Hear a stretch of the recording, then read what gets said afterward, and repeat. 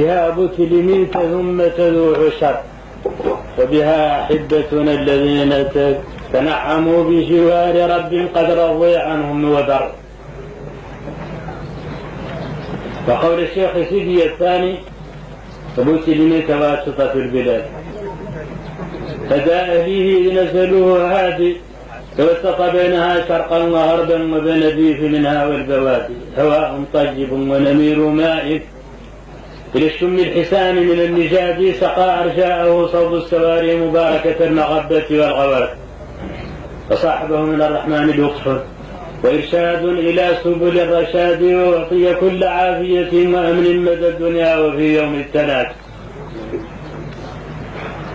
وأنا مع ذلك كله يذكر قول الشاعر: إني وما نحر غداة منا يوم الجمال تؤودها العقل، لو بدلت أعلى معالمها سفلا وأصبح سفلها يعلو، فيكاد يعرفها البصير بها فيرده الإقواء، والمحلول عرفت مغناها لما ضمنت من الضلوع لأهلها قبل.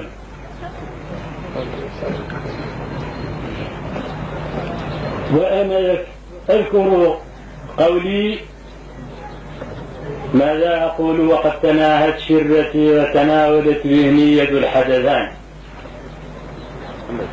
بأي ناحية أبدأ من حياة الشخصية والجنبي؟ الشخصية، مكانته العلمية،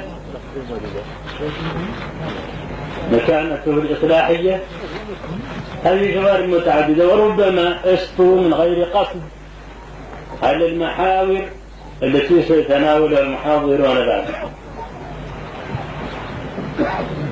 أذكر بعض المدائح وأذكر بعض المراثي، فينفسح أمامي المجال.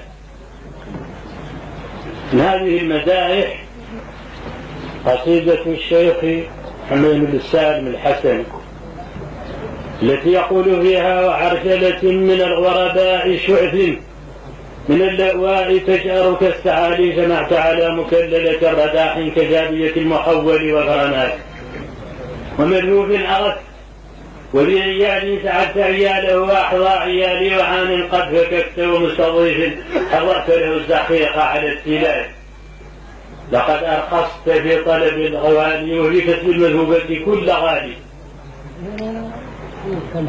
واذكروا قول الشاعر بالحسانية: الشيخ شفتك من كرمك دلوه بعد تعزريه، ولا تطلع طاها حزمك معروف تشتغل بيها وتروح للفلد وما تملي سابة تعطيه، وتجيك قرية من كبه الشيخ ما تملك سده، وتعود فوقك تتنبه وشوي لك بين يديها ورحاك، ما تكسر حبة بجان بعياط عليها، وفي الدين تطلع وتشرم وبليس تحتك يتضرم، ما قد صف عليك تضرم ولا قد صديك الجهة ما صد عنها بتضرم وتضرم خير عليه.